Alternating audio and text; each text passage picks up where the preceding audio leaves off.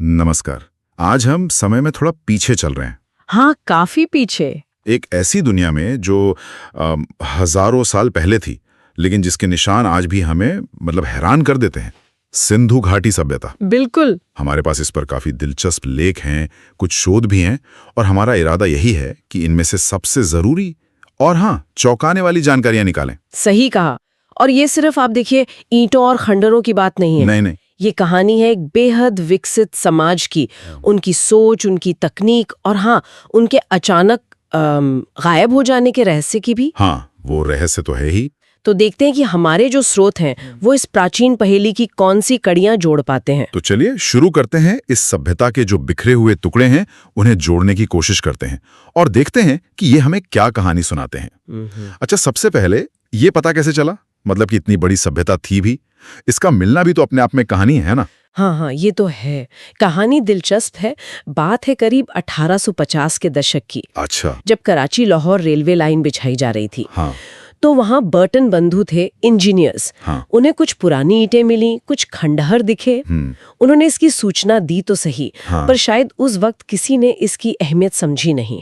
होता है अक्सर। असल काम तो शुरू हुआ 1921 में, जब राय बहादुर दयाराम साहनी ने हड़प्पा में अव्यवस्थित खुदाई शुरू की। अच्छा, 1921 में? जी।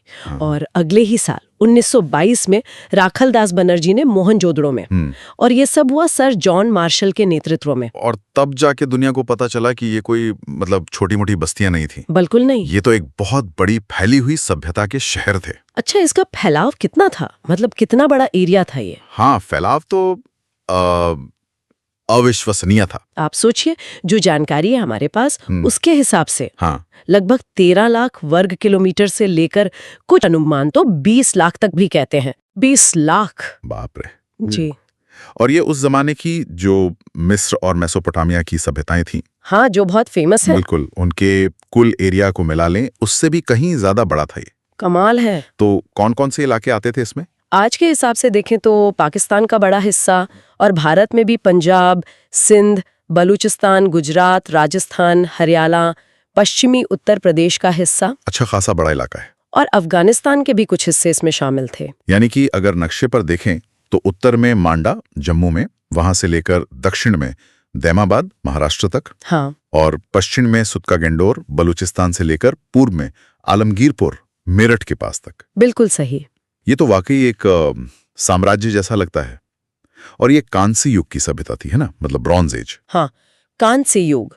समय की बात करें तो मोटे तौर पर इसका जो परिपक्व काल, जब ये अपने चरम पर थी, वो 2600 ईसा पूर्व से 1900 ईसा पूर्व के बीच माना जाता है। ठीक है। और सिर्फ फैलाव ही नहीं, इन शहरों की जो बनावट थी वो देखकर तो आज के आर्किटेक्ट्स भी हैरान रह जाएं। सही कहा, वही मैं कहने वाला था। इनकी नगर योजना, टाउन प्लानिंग कमाल की थी। एकदम सीधी सड़कें, जो एक दूसरे को 90 डिग्री समकोण पर काटती थी, जैसे किसी ने पहले पूरा नक्शा बनाया हो, ग्रिड बिछाया हो। बिल्कुल। शहर आयताकार ब्लॉक्स में बटे हुए थे। ये उस जमाने में कैसे सोच पाए, कैसे कर पाए ये लोग? यही तो बात है, प्लानिंग जबरदस्त थी। और ज्यादातर शहरों में 2 मुख्य हिस्से दिखते हैं। 2 हिस्से? एक पश्चिमी टीला जो थोड़ा ऊंचा होता था और अक्सर किलाबंद होता था। इसे दुर्ग या सिटाडेल कहते हैं। अच्छा, दुर्ग। शायद यहाँ शासक वर्ग या जो भी महत्वपूर्ण लोग थे वो रहते होंगे। और दूसरा हिस्सा पूर्व में होता था, जो निचला शहर कहलाता था। ये बड़ा होता था, यहाँ आम लोग रहते थे। ठीक है। और सबसे खास बात क्या है, इन शहरों में पक्की ईंटों का, बेक्ड ब्रिक्स का जमकर इस्तेमाल हुआ है। पक्की ईंटें उस जमाने में? और वो भी ज्यादातर एक स्टैंडर्ड साइज की भी। जी हाँ, ये चीज मिस्र की जो समकालीन सभ्यता थी उससे बिल्कुल अलग थी। वहाँ कच्ची ईंटें ज्यादा चलती थी। ये तो बड़ी बात है। अच्छा, और वो जो मोहनजोदाड़ो का विशाल स्नानागार है, ग्रेट बाथ, उसका जिक्र तो हर जगह आता है, वो क्या था? वो दुर्ग वाले हिस्से में मिला है। एक बड़ा सा आयताकार तालाब है। कितना बड़ा? करीब 12 मीटर लंबा, 7 मीटर चौड़ा और 2.5 मीटर गहरा। काफी बड़ा है। और दोनों तरफ से उसमें उतरने के लिए सीढ़ियां बनी है। पास में छोटे छोटे कमरे भी हैं, शायद कपड़े बदलने के लिए, और पानी भरने के लिए पास में कुआं भी मिला है। अच्छा। और इसकी बनावट देखिए, फर्श और दीवारें पक्की ईंटों की है और उन्हें वाटरप्रूफ बनाने के लिए बिटुमेन मतलब डामर जैसा कुछ उसका लेप लगाया गया था। कमाल की इंजीनियरिंग है। इसका इस्तेमाल क्यों होता होगा? अंदाजा यही है कि शायद ये किसी धार्मिक स्नान या खास अनुष्ठान के लिए इस्तेमाल होता होगा, जैसे भारत में बाद में भी पवित्र तालाबों का महत्व रहा है, कुछ वैसा ही हो सकता है। और वहाँ एक विशाल अन्नागार मतलब अनाज का गोदाम, ग्रेनरी, वो भी मिली है। जी, मोहनजोदड़ो में एक बहुत बड़ी इमारत मिली है जिसे अन्नागार माना जाता है, लेकिन हड़प्पा में ये चीज और साफ दिखती है। हड़प्पा में? हाँ, हड़प्पा में दुर्ग के अंदर ईंटों के चबूतरों पर बने 6 अन्न भंडारों की 2 कतारें मिली हैं। 12 भंडार? हाँ, और उनके पास फर्श में दरारें मिली हैं जिनमें गेहूं और जौ के दाने फंसे मिले हैं।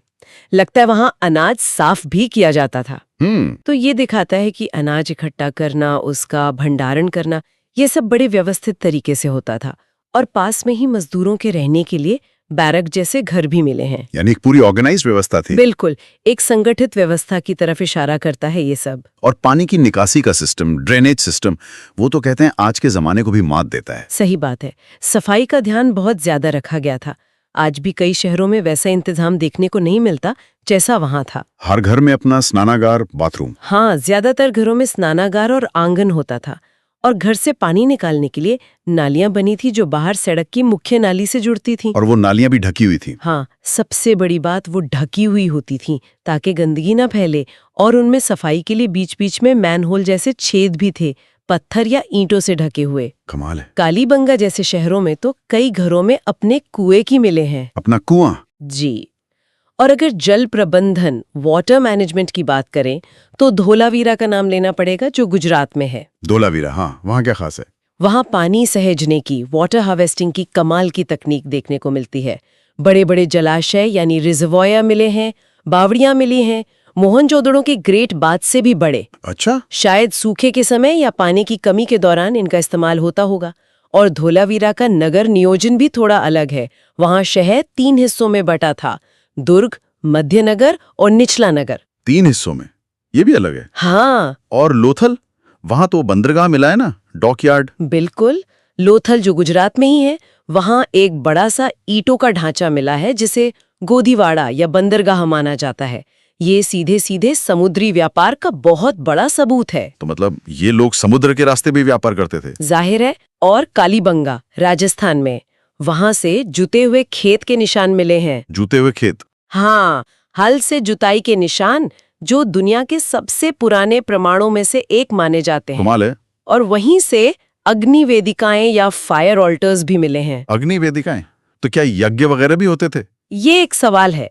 लोथल से भी मिली हैं, शायद कोई धार्मिक अनुष्ठान होता हो अग्नि से जुड़ा हुआ। तो ये दिखाता है कि अलग अलग शहरों की अपनी खासियतें थी। बिल्कुल, अपनी भौगोलिक स्थिति के हिसाब से शायद उनके काम भी अलग अलग थे। चलिए, अब थोड़ा उनके रोजमर्रा के जीवन और अर्थव्यवस्था मतलब इकोनॉमी, उसकी बात करते हैं। उस जमाने में सिंधु का इलाका कैसा था? आज जैसा ही? नहीं, आज से शायद काफी अलग। जानकार मानते हैं कि तब शायद ज्यादा बारिश होती थी, मौसम ज्यादा नम था। तो ज्यादा हरियाली रही होगी? हाँ, ज्यादा जंगल, ज्यादा उपजाऊ जमीन रही होगी। खेती उनका मुख्य आधार था। क्या उगाते थे? गेहूं और जौ तो मुख्य फसलें थी ही, इसके अलावा राई, मटर, तिल, सरसों, ज्वार जैसी फसलें भी उगाते थे। और कपास, उसका जिक्र बहुत आता है। हाँ, कपास का तो बहुत महत्व है। माना जाता है कि दुनिया में सबसे पहले कपास यहीं उगाया गया। सबसे पहले? जी, और शायद इसी वजह से यूनानी लोग इस इलाके को सिंडन कहने लगे, जो शायद सिंधु शब्द से ही निकला है। अच्छा, सिंडन? बनावली जो हरियाणा में है, वहां से अच्छी किस्म के जौ के दाने मिले हैं। तो खेती तो काफी उन्नत थी। हाँ, इसके साथ पशुपालन भी जरूरी रहा होगा। निश्चित रूप से कृषि के साथ साथ पशुपालन भी बहुत महत्वपूर्ण था। बैल, गाय, भैंस, भेड़, बकरी, सुअर, ये सब पाले जाते थे। बैलगाड़ी का इस्तेमाल होता था? हाँ, बैलगाड़ी के मिट्टी के खिलौने मिले हैं, मुहरों पर भी बैल बने हैं। तो लगता है ढुलाई वगैरह के लिए बैलों का इस्तेमाल होता था। हाथी और गेंडे? उनसे ये लोग परिचित थे, उनकी आकृतियां मुहरों पर मिलती हैं। लेकिन घोड़े की बात करें तो? हाँ, घोड़े का क्या स्टेटस था? घोड़े के पक्के सबूत बहुत कम हैं। कुछ जगहों जैसे मोहनजोदाड़ो, लोथल, सुरकोटदा से घोड़े की हड्डियां या मूर्तियां मिलने का दावा किया गया है, पर वो थोड़े संदिग्ध हैं या बाद के समय के लगते हैं। तो मतलब हॉर्स सेंट्रिक सिविलाइजेशन नहीं थी ये? नहीं, ऐसा ही लगता है। ये सभ्यता घोड़ों पर उतनी निर्भर नहीं थी जैसे कि शायद बाद की कुछ और सभ्यताएं थीं। और एक और अहम बात याद रखनी चाहिए, इन्हें लोहे का ज्ञान नहीं था। हाँ, ये कांस्य युग था। जी, ये कांस्य युग की सभ्यता थी। तांबे और टिन को मिलाकर कांसा बनाना जानते थे। अच्छा, तो उद्योग धंधे कैसे थे? क्राफ्ट्स, मिट्टी के बर्तन तो बहुत मिले। हाँ, मिट्टी के बर्तन बनाना, पॉटरी एक बहुत बड़ा उद्योग था। चाक पर बने सुंदर बर्तन बनाते थे। और कपड़ा बुनना भी बहुत अहम था। कपास उगाते थे तो जाहिर है सूती कपड़े बनाते होंगे। शायद ये कपड़े बाहर भी भेजे जाते थे। फिर मनके बनाना, बीड मेकिंग, ये भी एक खास उद्योग था। चन्हू दड़ो नाम की जगह पर तो मनके बनाने की पूरी फैक्ट्री के अवशेष मिले हैं। अलग अलग पत्थरों से, सेल खड़ी से, सोने चांदी से भी मनके बनते थे। फैक्ट्री मतलब बड़े पैमाने पर काम होता था। हाँ, ऐसा लगता है। धातु का काम भी जानते थे, मेटल वर्किंग। तांबा शायद राजस्थान की खेतड़ी खानों से लाते थे। खेदरी से? आज भी वहां तांबा मिलता है? हाँ, और टिन शायद अफगानिस्तान या ईरान से मंगाते थे। फिर इन दोनों को मिलाकर कांसा बनाते थे, जिससे औजार, हथियार, बर्तन, मूर्तियां बनती थीं। सोना चांदी के गहने भी बनते थे, वो भी शायद बाहर से ही आता होगा। तो इन सब चीजों का मतलब अनाज, कपड़े, मनके, धातु का सामान, इनका व्यापार भी होता होगा। बिल्कुल, व्यापार बहुत ही महत्वपूर्ण था इनकी अर्थव्यवस्था के लिए। कैसे पता चलता है ये? इसका अंदाजा हमें कई चीजों से लगता है। एक तो हजारों की संख्या में मिली मोहरें, सील्स। हाँ, वो मोहरें। दूसरा, एक जैसी लिपि जो अभी तक पढ़ी नहीं गई है, पर वो पूरे इलाके में मिलती है। हाँ। तीसरा, पूरे इलाके में एक जैसे वजन और माप के बांट, वेट्स एंड मेजर्स, जो अक्सर 16 के अनुपात में होते थे। 1, 2, 4, 8, 16, 32, 64, इस तरह से 16 के गुणक में। ये दिलचस्प है। हाँ, ये सब दिखाता है कि व्यापार को नियंत्रित करने का कोई सिस्टम था। अंदरूनी व्यापार तो होता ही था, शहरों और गांव के बीच, और बाहर भी, दूसरे देशों से। हाँ, बाहरी व्यापार के भी पक्के सबूत है, खास तौर पर मेसोपोटामिया यानी आज का इराक, साथ ही ईरान और अफगानिस्तान से भी। मेसोपोटामिया से कैसे पता चला? मेसोपोटामिया के जो पुराने लेख मिले हैं, उनमें मेलुहा नाम की एक जगह का जिक्र आता है। मेलुहा? हाँ, ज्यादातर विद्वान मानते हैं कि मेलुहा सिंधु क्षेत्र का ही नाम था। उन लेखों में मेलुहा से आने वाले सामान जैसे कि कीमती पत्थर, हाथी दांत, शायद लकड़ी, इनका जिक्र है। अच्छा, पैसे, सिक्के वगैरह थे? नहीं, धातु के सिक्के या करेंसी का कोई सबूत नहीं मिला है। लगता है सारा व्यापार चीजों के लेन देन यानी वस्तु विनिमय प्रणाली, बार्टर सिस्टम पर आधारित था। Barter system? इतनी बड़ी सभ्यता और बार्टर? हाँ, ऐसा ही लगता है। शायद मोहरों का इस्तेमाल सामान की पहचान या मालिकाना बताने के लिए होता हो, पैसे की तरह नहीं। ये भी एक सोचने वाली बात है। अच्छा, अब आते हैं कला पर, आर्ट एंड कल्चर। और सबसे पहले तो वो मोहरें, वो अपने आप में कला का नमूना है। सच में करीब 2000 से ज्यादा मोहरें मिल चुकी हैं। ज्यादातर सेल खड़ी यानी स्टीटाइट नाम के नरम पत्थर की बनी है। सेरी खड़ी? हाँ, ज्यादातर चौकोर हैं, पर आयताकार, गोल, बेलनाकार भी मिली हैं। इन पर जानवरों की आकृतियां उकेरी गई हैं और साथ में वो लिपि। आकृतियां बहुत डिटेल्ड होती हैं ना, छोटी सी जगह में। बिल्कुल, छोटी होकर भी बहुत प्रभावशाली हैं, उनमें जान दिखती है। कौन कौन से जानवर बने इन पर? सबसे ज्यादा तो एक सींग वाला जानवर बना है, पता नहीं कौन सा जानवर था। कुछ लोग इसे यूनिकॉर्न जैसा मान लेते हैं। एक सींग वाला? हाँ, एक श्रृंगी। फिर कुबड़ वाला सांड, वृषभ, वो भी बहुत बना है। इसके अलावा हाथी, बाघ, गेंडा, भैंसा, हिरण, मगरमच्छ भी बने हैं। और वो पशुपति मोहर, वो तो बहुत ही फेमस है। हाँ, वो मोहनजोदड़ो से मिली है। उस पर एक आकृति है जो योगी की तरह पालथी मारे बैठी है। योगी की तरह? हाँ, पद्मासन में। उसके 3 मुंह दिखाए गए हैं, सिर पर सींग वाला मुकुट है और उसके चारों ओर 4 जानवर हैं, हाथी, बाघ, गेंडा और भैंसा। नीचे 2 हिरण बने हैं। इसे शिव का आदि रूप मानते हैं। कई विद्वान इसे प्रोटोशिला या शिव का आदि रूप मानते हैं, क्योंकि बाद में शिव को भी पशुपति यानी पशुओं का स्वामी कहा गया और योगी रूप में भी दिखाया गया। दिलचस्प है। और स्वास्तिक का चिन्ह? हाँ, स्वास्तिक के चिन्ह भी मोहरों पर मिलते हैं। और इन मोहरों पर वो रहस्यमय लिखावट, वो लिपि? हाँ, वो लिपि। हर मोहर पर कुछ अक्षर या चिन्ह बने हैं। ये पिक्टोग्राफिक लगती है, मतलब चित्र जैसे अक्षर, पर इसे आज तक कोई पढ़ नहीं पाया है। अगर ये पढ़ ली जाए तो सोचिए कितने राज खुल सकते हैं। बिल्कुल, ये इस सभ्यता को समझने की सबसे बड़ी चाबी हो सकती है जो अभी खोई हुई है। अच्छा, मूर्तिकला की बात करें, मूर्तियां कैसी मिली हैं? मूर्तियां कई तरह की मिली हैं। सबसे ज्यादा तो पकी मिट्टी यानी टेराकोटा की मूर्तियां मिली हैं। टेराकोटा की? हाँ, और उनमें भी सबसे ज्यादा नारी मूर्तियां हैं जिन्हें मातृ देवी या मदर गॉडेस माना जाता है। मातृ देवी? जी, ये मूर्तियां गहने पहने हुए हैं, सिर पर पंखे जैसी कोई अजीब सी चीज पहने हुए हैं। एक मूर्ति ऐसी भी मिली है जिसमें स्त्री के गर्भ से पौधा निकलता दिखाया गया है। गर्भ से पौधा? हाँ, जो शायद धरती माता या उर्वरता की देवी की पूजा का प्रतीक हो सकता है। और खिलौने? हाँ, मिट्टी के खिलौने भी बहुत मिले हैं।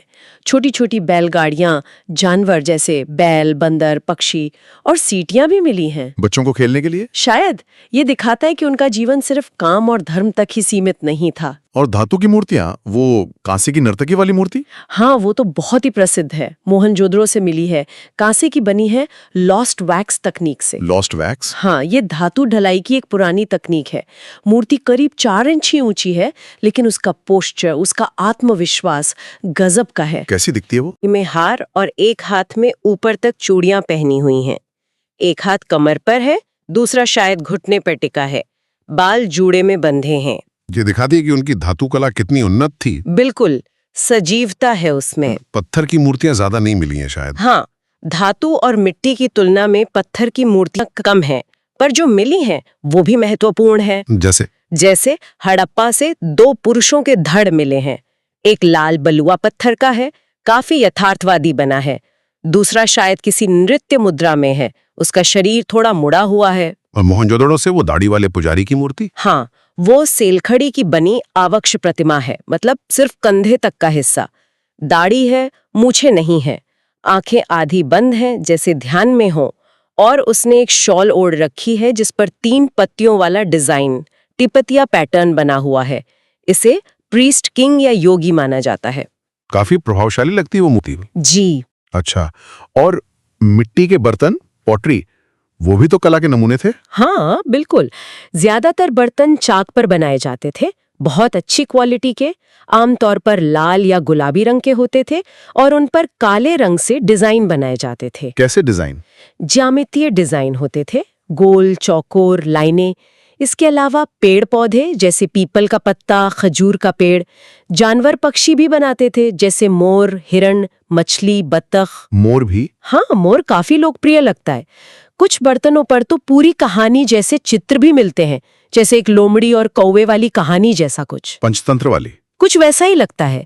तो उनकी कला सिर्फ बड़ी मूर्तियों या मोहरों में नहीं, बल्कि रोजमर्रा के इस्तेमाल की चीजों जैसे बर्तनों में भी दिखती है। अच्छा, अब थोड़ा समाज और धर्म के बारे में बात करते हैं। क्या पता चलता है इन चीजों से उनके समाज के बारे में? क्या कोई ऊंच नीच वर्ग भेद था? देखिए, शहर की जो बनावट है, दुर्ग और निचला शहर, उससे थोड़ा अंदाजा तो लगता है कि शायद समाज में कुछ वर्ग भेद रहा होगा। कि कुछ लोग ज्यादा महत्वपूर्ण थे, ऊंची जगह पे रहते थे। हाँ, शायद शासक वर्ग या पुरोहित वर्ग या अमीर व्यापारी वर्ग दुर्ग में रहता हो और आम कारीगर मजदूर निचले शहर में। पर यह सिर्फ अनुमान है। शासक कौन थे ये पता है? कोई राजा? ये साफ नहीं है।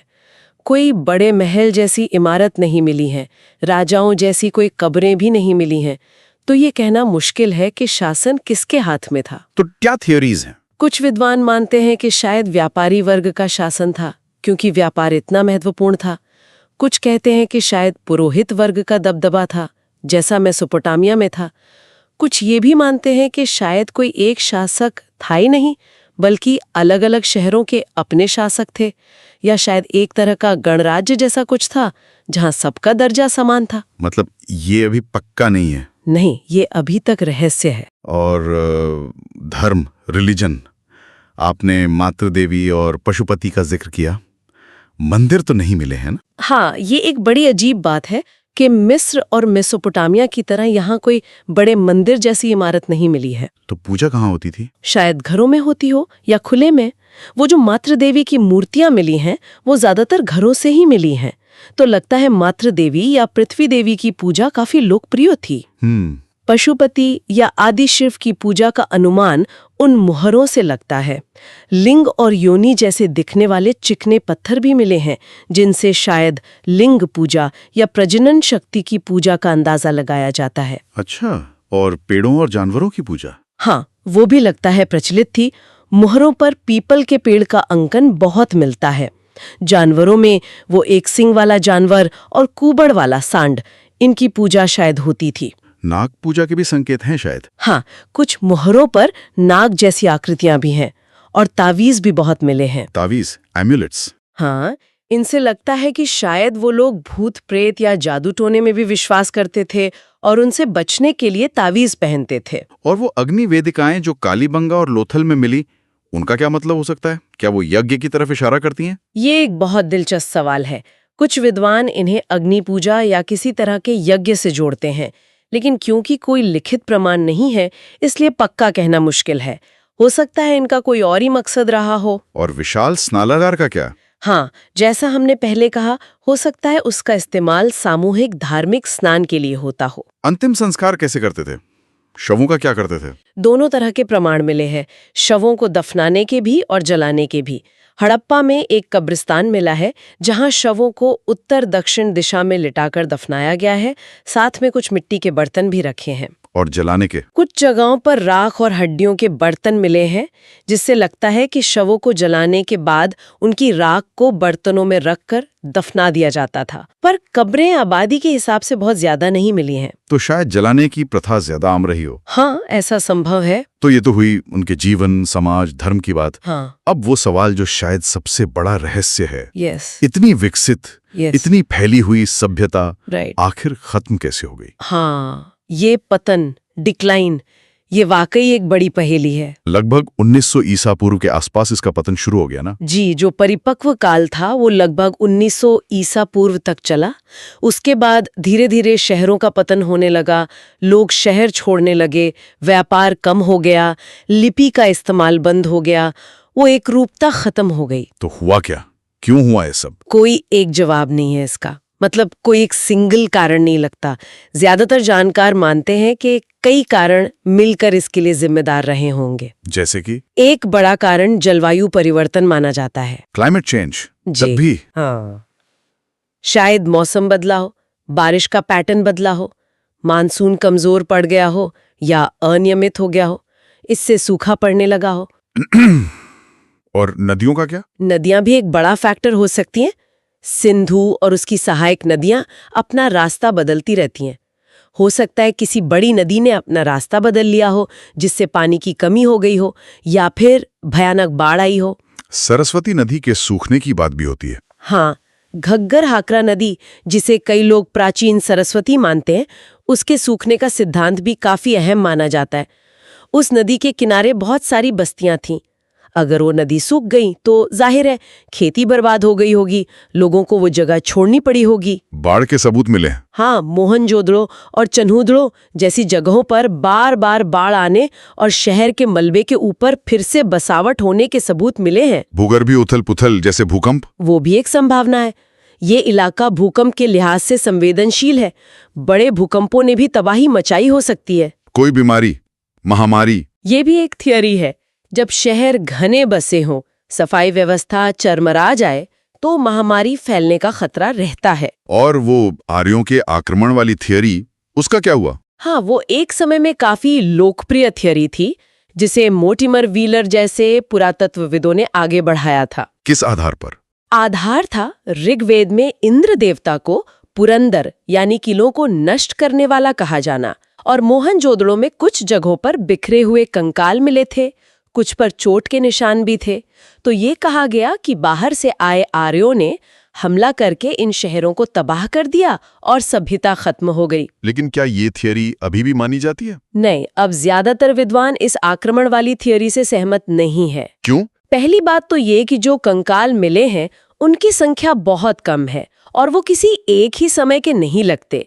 दूसरी बात, बड़े पैमाने पर लड़ाई, आगजनी या विनाश के वैसे पुरातात्विक सबूत नहीं मिलते जो किसी बड़े हमले की पुष्टि करें, और कालक्रम में भी शायद अंतर है। तो अब आम सहमति क्या है? अब आम सोच ये है कि पतन किसी एक घटना जैसे आक्रमण से नहीं हुआ, बल्कि एक धीमी प्रक्रिया थी। धीमी प्रक्रिया। हाँ, जिसमें शायद जलवायु परिवर्तन, नदियों का बदलना, जमीन का अनुपजाऊ होना, संसाधनों की कमी, व्यापार में गिरावट और शायद अंदरूनी सामाजिक और आर्थिक समस्याएं, इन सब ने मिलकर भूमिका निभाई। मतलब कई चीजें एक साथ हुई। जी, सभ्यता एकदम से गायब नहीं हुई, बल्कि धीरे धीरे उसकी जो शहरी खासियतें थीं, बड़ी इमारतें, नगर नियोजन, लिपि, मोहरें, मानकीकृत बांट, वो खत्म होती गईं। लोग शायद पूर्व और दक्षिण की तरफ छोटी ग्रामीण बस्तियों में जाकर बसने लगे। संस्कृति बदली, लेकिन शायद लोग पूरी तरह खत्म नहीं हुए। तो ये थी सिंधु घाटी सभ्यता की कहानी, या कहें कि कहानी का वो हिस्सा जो हमें उपलब्ध स्रोतों से पता चलता है। एक कमाल की शहर योजना, दूर दूर तक फैला व्यापार, एक अनोखी कला, एक ऐसी लिपि जिसे हम पढ़ नहीं पाए, और एक अंत जो आज भी पूरी तरह समझा नहीं जा सका है। हाँ, कदम पर सवाल उठते हैं। कौन थे ये लोग असल में? क्या भाषा बोलते थे? उनका समाज ठीक ठीक कैसे काम करता था?